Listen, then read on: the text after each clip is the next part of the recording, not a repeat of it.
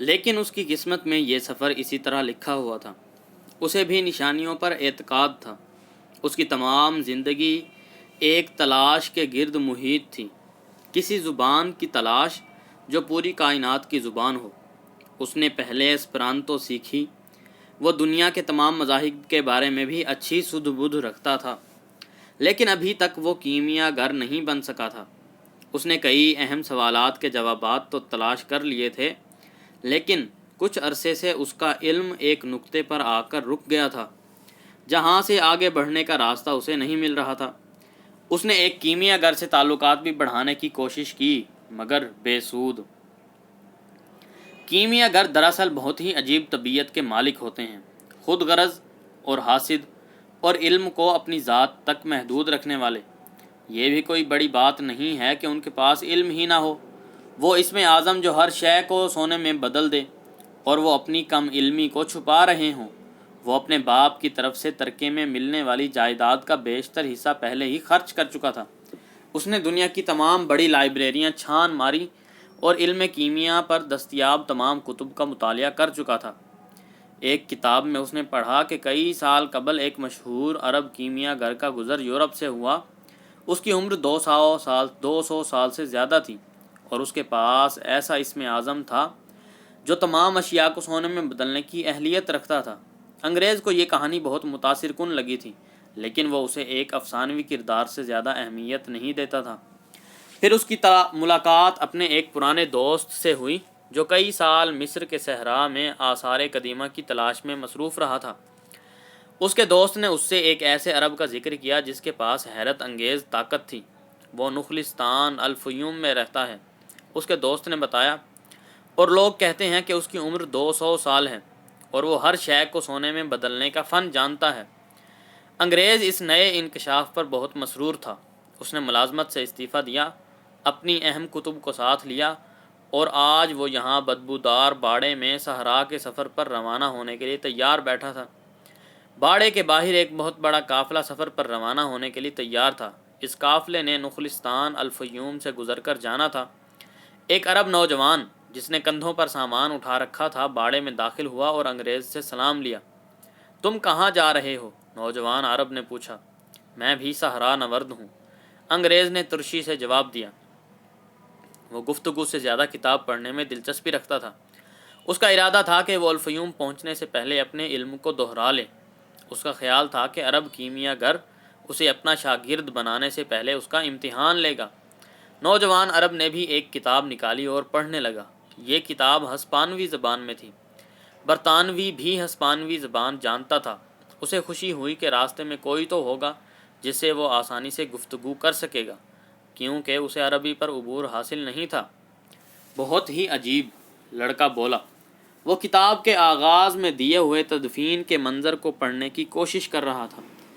میں 2 سال سے یہ کتاب پڑھنے کی کوشش کر رہا ہوں اور چند صفحات سے آگے نہیں بڑھ سکا۔ اس کے ذہن میں ابھی تک اپنے فیصلے کے بارے میں ابہام تھا، لیکن ایک چیز بہت واضح تھی کہ فیصلے تک پہنچنا سفر کا پہلا قدم ہے۔ جب کوئی فیصلہ کرتا ہے تو دراصل طوفانی لہروں میں چھلانگ لگاتا ہے، جو اسے ایسی جگہوں تک بہا کر لے جاتی ہیں جہاں سے اس کا گزر اس سے پہلے کبھی نہیں ہوا ہوتا۔ جب میں نے خزانے کی تلاش میں نکلنے کا فیصلہ کیا تو مجھے نہیں معلوم تھا کہ مجھے کرسٹل کی دکان میں ملازمت کرنی پڑے گی۔ اس قافلے میں شامل ہونا تو محض میرا ایک فیصلہ ہے، مگر یہ قافلہ مجھے کہاں لے جاتا ہے یہ فی الحال ایک معمہ ہے۔ قریب بیٹھے ہوئے انگریز کا رویہ غیر دوستانہ لگتا تھا۔ لڑکے نے کتاب بند کر دی۔ وہ ایسا کوئی بھی عمل نہیں کرنا چاہتا تھا جو اسے انگریز سے مماثل کر دے۔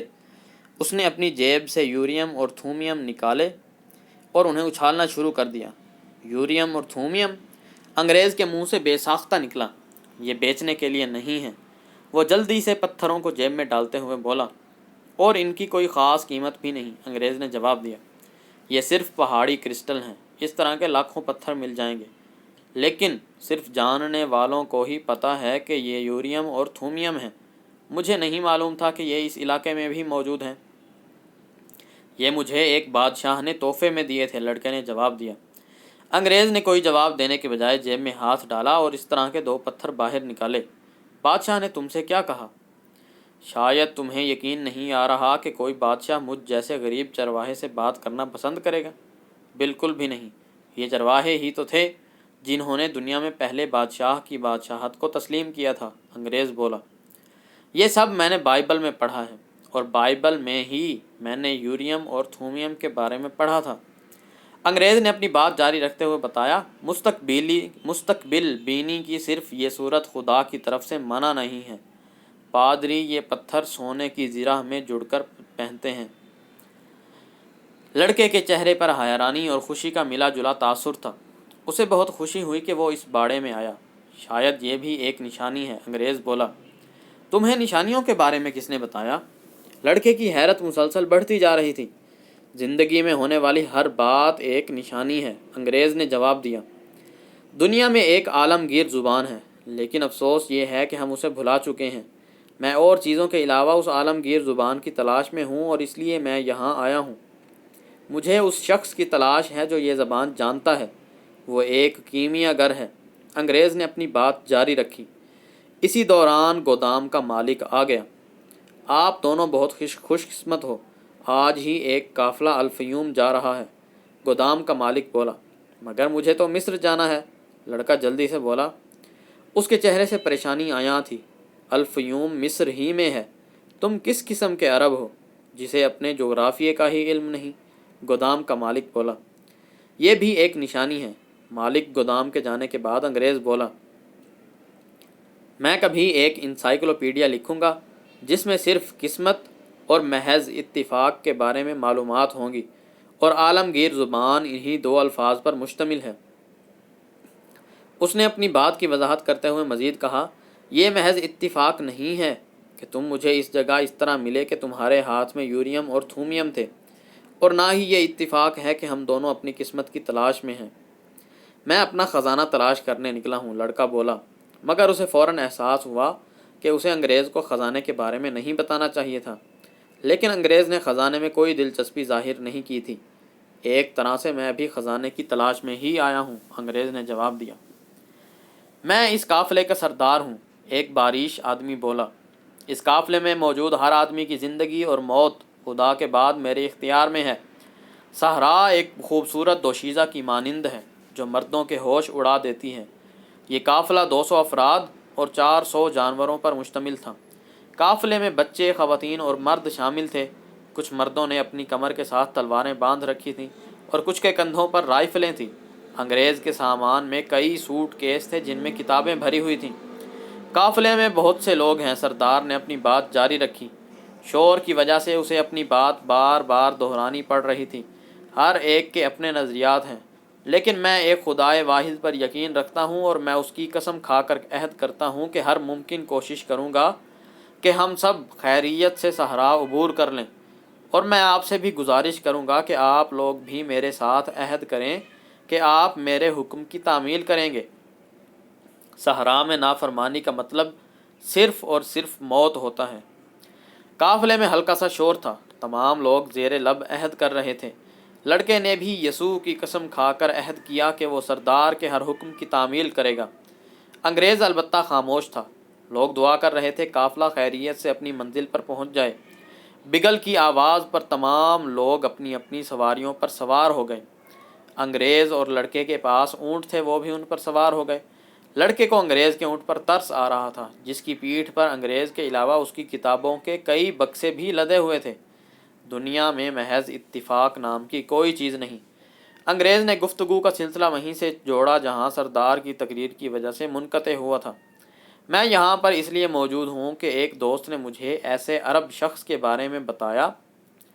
کارواں روانہ ہونے کی وجہ سے لڑکے کے لیے انگریز کی باتوں پر توجہ دینا مشکل ہو رہا تھا، لیکن وہ اندازہ کر سکتا تھا کہ انگریز کیا کہنا چاہ رہا تھا۔ ایک طلسماتی چکر جو ایک واقعہ کو دوسرے واقعے کے ساتھ منسلک کرتا ہے۔ اسی چکر نے اسے پہلے چرواہا بنایا، اسی چکر کی وجہ سے اسے بار بار خواب نظر آیا، اور پھر وہی چکر اسے افریقہ کے صحرا میں لایا جہاں اسے لٹنے کے بعد کرسٹل فروش سے ملنا تھا، اور جیسے جیسے کوئی اپنی منزل کے قریب ہوتا جاتا ہے اتنا ہی منزل اس کی تخلیق کا سچا مقصد دکھائی دینے لگتی ہے۔ لڑکے نے سوچا۔ قافلے نے مشرق کی سمت اپنا سفر شروع کیا۔ قافلہ صبح کے وقت چلتا تھا۔ دوپہر سے پہلے جب دھوپ کی شدت بڑھ جاتی تھی قافلہ رک جاتا تھا اور شام کے وقت اپنے سفر کا دوبارہ آغاز کرتا تھا۔ انگریز سفر کے دوران مطالعے میں مصروف تھا۔ لڑکا خاموشی سے جانوروں اور انسانوں کا مشاہدہ کر رہا تھا۔ اب منظر بالکل بدل چکا تھا اور وہ صحرا کے بیچوں بیچ سفر کر رہے تھے۔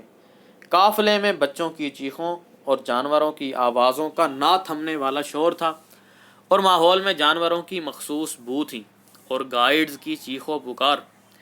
اگر کسی کی چیز کو دوام تھا تو وہ صحرا کی مخصوص ہوا اور جانوروں کے قدموں کی آواز تھی۔ میں نے یہ صحرا اس سے قبل بھی کئی بار عبور کیا ہے، ایک ہودی بان بولا، لیکن یہ صحرا اتنا وسیع ہے اور افق اتنا دور کہ انسان کو اپنا آپ بہت حقیر لگتا ہے۔ شاید اس لیے انسان صحرا کی ہیبت سے خاموش رہتا ہے۔ ہودی بان کی بات لڑکے کی سمجھ میں آ رہی تھی، حالانکہ اس نے اس سے قبل صحرا میں قدم نہیں رکھا تھا۔ جب بھی کبھی اس نے سمندر کو دیکھا یا آگ کا مشاہدہ کیا تو فوراً اس پر ان کی لافانی طاقت نے اثر چھوڑا تھا۔ میں نے بھیڑوں سے بہت کچھ سیکھا اور میں نے کرسٹل فروش سے بھی کافی نئی باتیں سیکھیں۔ لڑکے نے سوچا، میں صحرا سے بھی بہت کچھ سیکھوں گا۔ صحرا سے اسے عمر رسیدہ اور دانا لگا۔ ہوا مسلسل چل رہی تھی۔ لڑکے کو یاد آیا کہ اسی ہوا کو اس نے طرفہ کے قلعے کی فصیل پر بیٹھ کر اپنے چہرے پر محسوس کیا تھا۔ اس خیال نے اسے اپنی بھیڑوں کی یاد دلا دی۔ بھیڑیں اب بھی اندلس کی چراہ گاہوں میں چارے اور پانی کی تلاش میں ہمیشہ کی طرح ماری ماری پھر رہی ہوں گی، لیکن اب وہ میری بھیڑیں نہیں ہیں، اس نے اپنے آپ سے کہا۔ اب تک وہ اپنے نئے مالک کے ساتھ مانوس ہو چکی ہوں گی اور مجھے بھول چکی ہوں گی۔ چلو اچھا ہی ہے کہ بھیڑیں اس کام میں ماہر ہیں کہ وہ کوئی غم زیادہ دیر تک نہیں پالتیں۔ اسے تاجر کی بیٹی کا خیال آ گیا۔ اس نے بھی اب تک شاید شادی کر لی ہوگی، کسی تاجر سے یا پھر کسی چرواہے سے جو پڑھ سکتا ہو اور اسے دلچسپ کہانیاں سنا سکے۔ آخر وہ واحد چرواہا تو نہیں تھا جسے پڑھنا لکھنا آتا تھا۔ اسے اپنی دانائی پر بھی حیرت اور مسرت ہوئی کہ وہ ہودی بان کی پر فلسفہ گفتگو کا مطلب سمجھ گیا تھا۔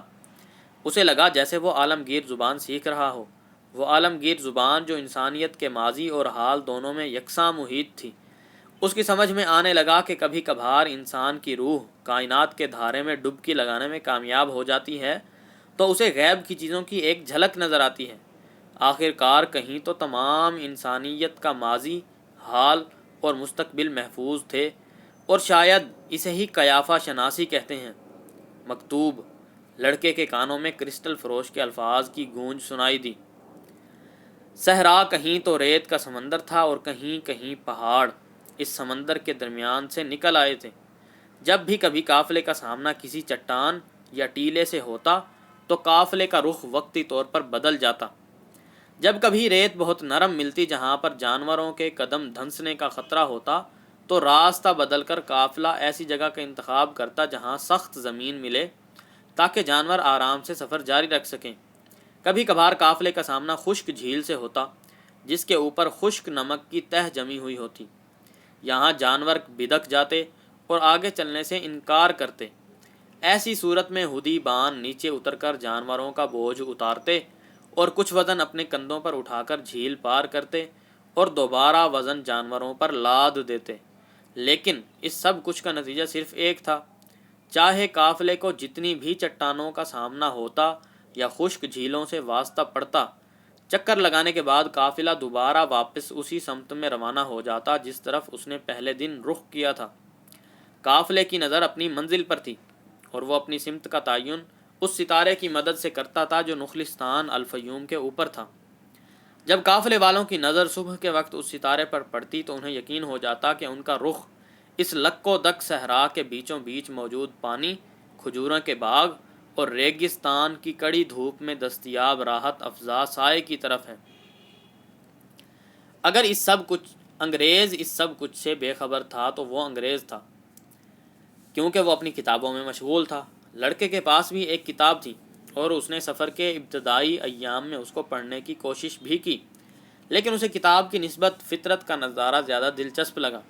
اگرچہ اس کا خیال تھا کہ وہ جب بھی کتاب کھولتا ہے تو اس پر کوئی نہ کوئی اہم انکشاف ہوتا ہے، لیکن پھر بھی اس نے کتاب سے چھٹکارا حاصل کر لیا اور اس نے ہدی بان سے دوستی کر لی۔ شام کو وہ آگ کے قریب بیٹھ کر ہدی بان کو اپنی مہم جوئی کا قصے سناتا اور ہدی بان کی باتیں سنتا تھا۔ میں الکیروم کے پاس رہتا تھا۔ ایک شام ہدی بان نے اسے بتایا، میرے پاس اپنا باغ تھا، گھر بار اور بچے تھے، یہ سب کچھ لافانی محسوس ہوتا تھا۔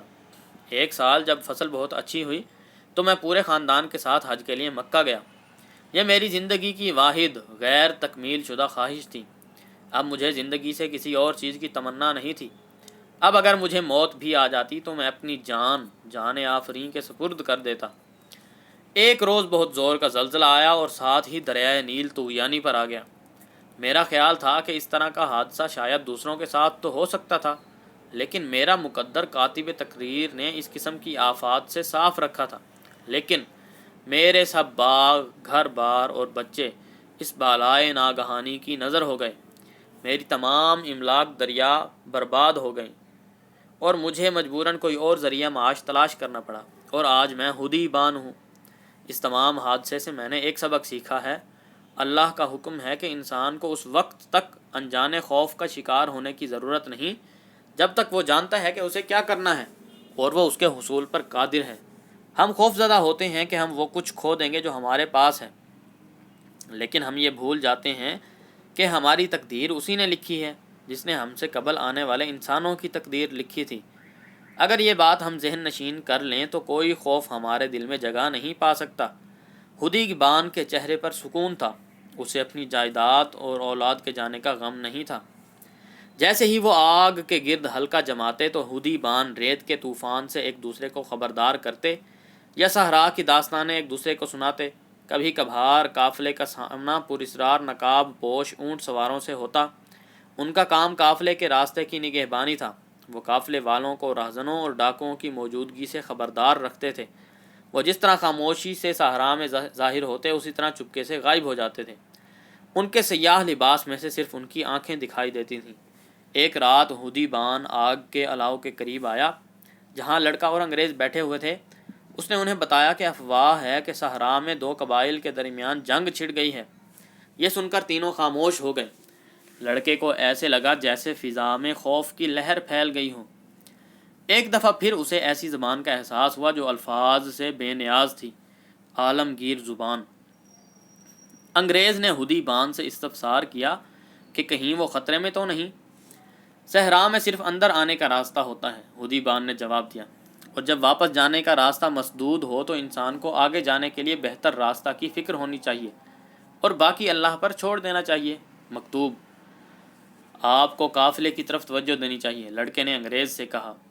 قافلہ رکاوٹوں سے گزرنے کے لیے کئی چکر کاٹتا ہے، مگر اس کا رخ ہمیشہ اپنی منزل کی طرف ہی رہتا ہے، اور تمہیں چاہیے کہ تم دنیا کے بارے میں معلومات حاصل کرو۔ کتاب کی مثال ایسی ہی ہے جیسا کہ صحرا میں قافلہ، انگریز بولا۔ قافلے نے اپنی رفتار تیز کر دی۔ دن تو اس سے قبل بھی خاموش ہوتے تھے، مگر اب رات کو بھی پڑاؤ پر مکمل سکوت طاری ہوتا تھا۔ پھر ایک دن سردار نے حکم دیا کہ اب پڑاؤ میں آگ روشن نہیں کی جائے گی۔ اس طرح جنگجو قبائل کو قافلے کی آمد کا علم ہونے کا خدشہ تھا۔ اب جب بھی پڑاؤ پڑتا تو جانوروں کو ایک دائرے کی صورت میں باندھ دیا جاتا اور درمیان میں انسان ہوتے تھے، اور پڑاؤ کے چاروں اطراف میں محافظ بھی تعینات کیے جاتے تھے۔ ایک رات جب چاند صحرا کی ریت پر اپنی سحر انگیز چاندنی پھینک رہا تھا، لڑکے نے انگریز کو اپنی کہانی سنائی۔ انگریز بالخصوص کرسٹل کی دکان اور قہوہ خانے کی کامیابی سے بہت متاثر ہوا۔ یہی اصول تمام امور میں کار فرما ہے۔ لڑکے کی بات ختم ہونے پر انگریز بولا، کیمیا گری کی زبان میں اسے کائنات کی روح کہا جاتا ہے۔ جب انسان دل کی گہرائیوں سے کچھ تمنا کرتا ہے تو وہ کائنات کی روح کے قریب ہوتا ہے۔ یہ ہمیشہ ہی مثبت عمل ہے، اور یہ صرف انسان نہیں ہے کہ جس میں روح ہے، بلکہ کائنات کی ہر شے، چاہے وہ جمادات ہوں یا نباتات یا جانور ہوں، سب میں روح ہے۔ کائنات میں مسلسل ایک تغیر کار فرما ہے، کیونکہ کائنات ایک زندہ جاوید حقیقت ہے کہ دنیا کی ہر چیز میں روح کار فرما ہے۔ ہم بھی اس روح کا ایک جزو ہیں، شاید اس لیے ہمیں اس کا ادراک نہیں ہوتا کہ یہ روح ہماری بھلائی کے لیے مصروف عمل ہے۔ شاید کرسٹل کی دکان میں تم نے محسوس کیا ہوگا کہ گلاس تک تمہاری جد و جہد میں تمہاری معاونت کر رہے تھے۔ لڑکا چند لمحوں کے لیے گہری سوچ میں ڈوب گیا۔ اس نے پہلے چاند کو دیکھا اور پھر دودھیا ریت پر نظر جماتے ہوئے بولا، میں نے صحرا کے بیچ میں قافلے کو بغور دیکھا۔ قافلے اور صحرا کی یہ ایک ہی زبان ہے، اور اس لیے صحرا قافلے کو گزرنے کی اجازت دیتا ہے، اور وہ مسلسل دیکھ رہا ہوتا ہے کہ قافلے کا ہر قدم اپنے مقررہ وقت پر مقررہ جگہ پر پڑتا ہے یا نہیں۔ اگر یہ ایسا ہے تو ہم ضرور نخلستان تک پہنچنے میں کامیاب ہوں گے۔ اگر ہم اس قافلے میں محض اپنی جرأت مندی کے زور پر چل رہے ہوتے اور ہمیں اصل حقیقت کا علم نہ ہوتا تو شاید یہ سفر بھی بہت تکلیف دہ ہوتا۔ دونوں خاموشی سے چاند کی طرف دیکھ رہے تھے، اور یہ نشانیوں کا جادو ہے۔ لڑکا سکوت کو توڑتے ہوئے بولا، میں نے دیکھا ہے کہ کس طرح ہودی بان بظاہر بے نشان صحرا میں راستہ تلاش کرتے ہیں، اور کس طرح قافلے کے روح صحرا کی روح سے ہم کلام ہوتی ہے۔ مجھے بھی قافلے کا اتنی گہرائی سے مشاہدہ کرنا چاہیے، انگریز بولا، اور مجھے تمہاری کتابوں کا مطالعہ، لڑکے نے جواب دیا۔ وہ بہت ہی عجیب و غریب کتابیں تھیں۔ ان میں پارے، نمکیات، اژدہوں اور بادشاہوں کا ذکر تھا، اور یہ سب کچھ لڑکے کے فہم سے بہت اوپر کی باتیں تھیں۔ اسے ایک چیز تمام کتب میں مماثل نظر آئی، سب میں ایک نظریہ تھا کہ کائنات کی ہر چیز کی بنیاد ایک ہی ہے۔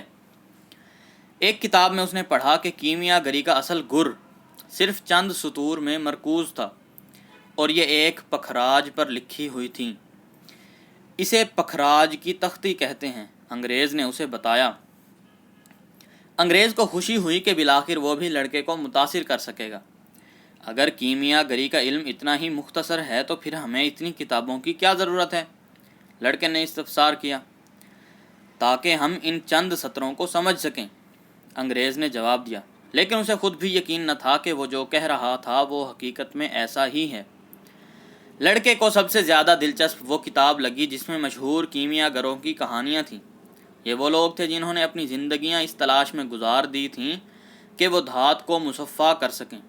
ان کا خیال تھا کہ اگر دھات کو کئی سال تک گرم کیا جائے تو وہ اپنی انفرادی خصوصیات کو ترک کر دیتی ہے، اور نتیجتاً کائنات کی روح سامنے آ جائے گی، اور کائنات کی اس روح کی مدد سے وہ دنیا میں ہر چیز کی حقیقت جان سکیں گے، کیونکہ ان کے خیال میں کائنات کی ہر شے کی ایک ہی زبان تھی۔ وہ اس دریافت کو کار عظیم کا نام دیتے تھے۔ یہ جزواً مایا اور جزواً ٹھوس ہے۔ کیا صرف انسان اور نشانیوں کا تجربہ کائنات کی زبان کو سمجھنے کے لیے کافی نہیں ہے؟ لڑکے نے سوال کیا۔ تمہیں ہر شے کو آسانی سے لینے کا خبط سوار ہے، انگریز نے تلخی سے جواب دیا، جبکہ کیمیا گری انتہائی سنجیدہ کام ہے۔ ہر قدم استادوں کے نقش قدم پر ہونا چاہیے۔ لڑکے نے پڑھا تھا کہ کار عظیم کے مائع حصے کو آب حیات کہتے ہیں، اور یہ ہر بیماری کا علاج ہے اور انسان کو جوان بھی رکھتا ہے، جبکہ ٹھوس حصے کو سنگ فلسفہ کہتے ہیں۔ سنگ فلسفہ اتنی آسانی سے نہیں مل سکتا، انگریز نے بتایا۔ کیمیا گروں نے سال ہا سال لیبارٹریوں میں صرف کیے۔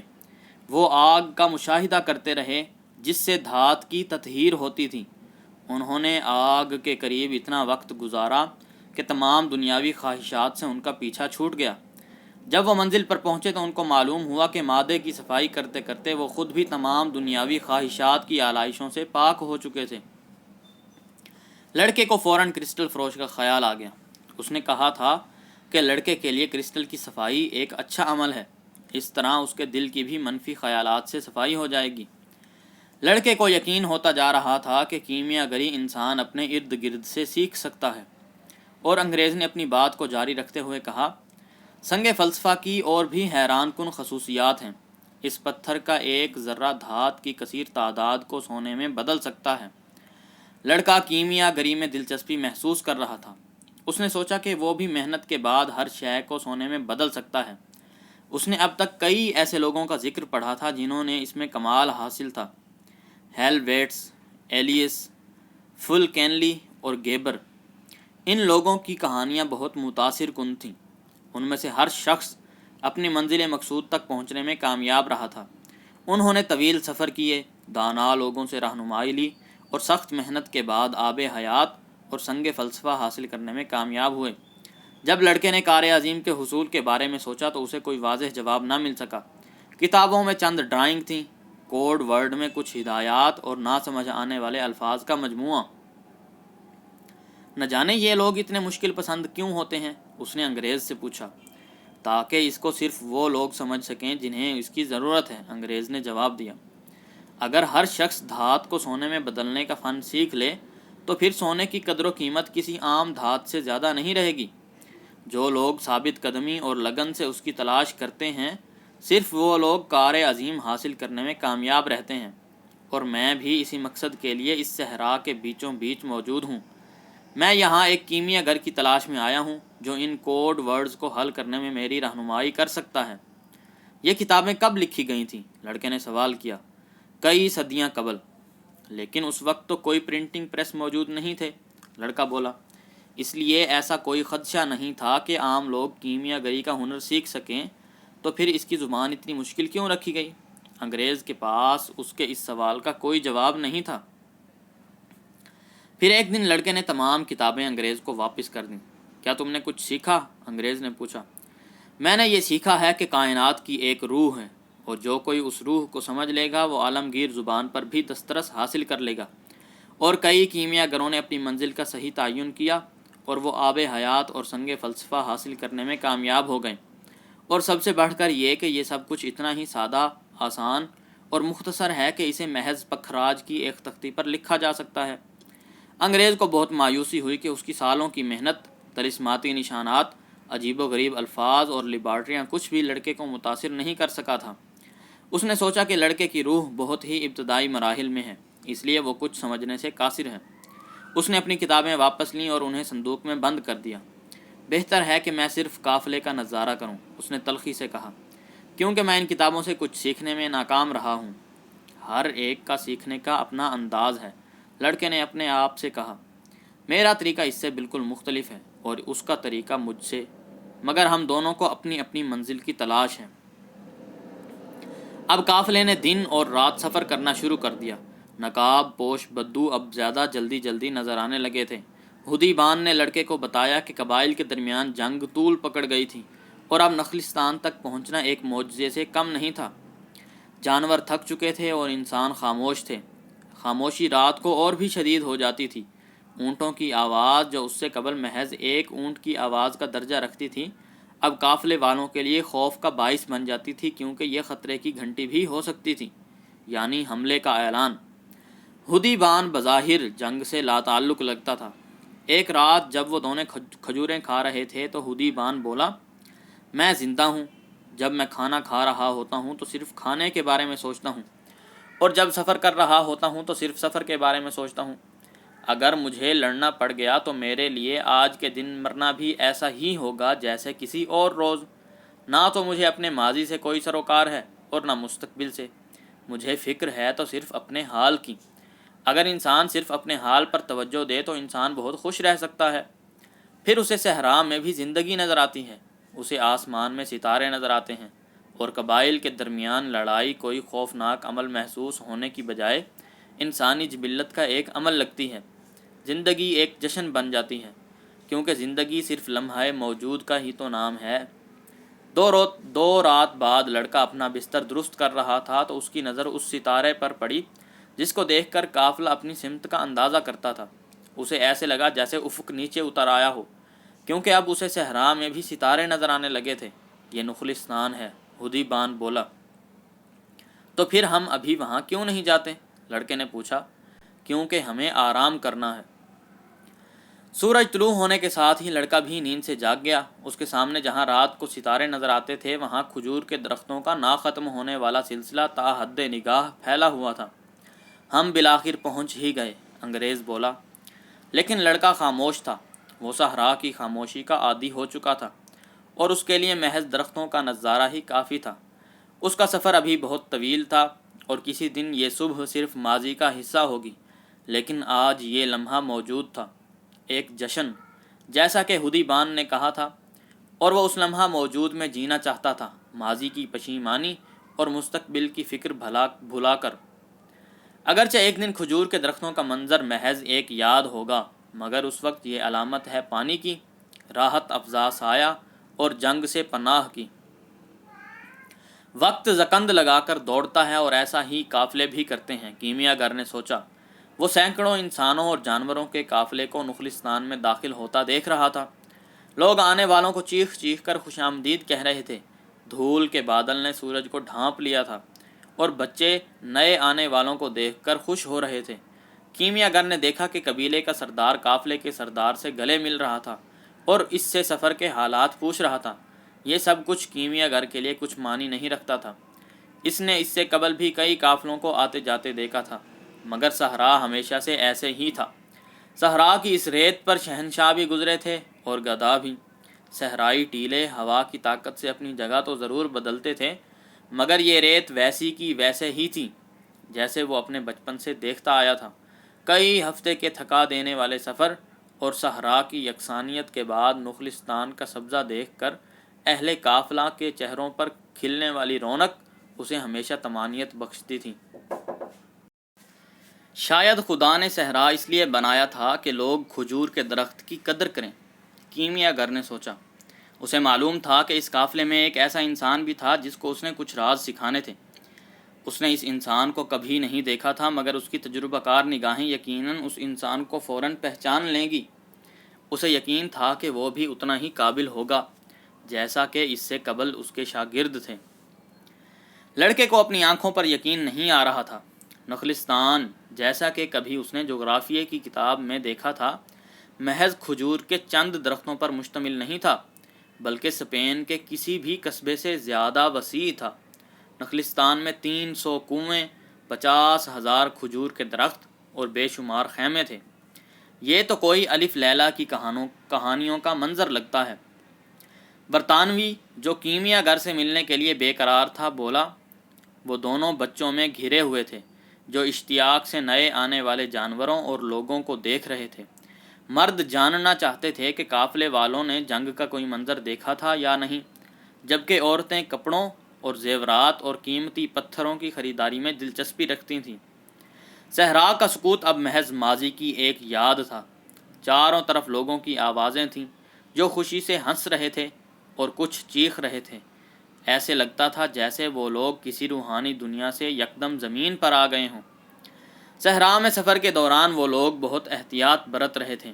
اب ہدی بان نے بتایا کہ نخلستان ایک غیر متنازع علاقہ سمجھا جاتا ہے کیونکہ اس کی آبادی کی اکثریت بچوں اور عورتوں پر مشتمل ہوتی ہے۔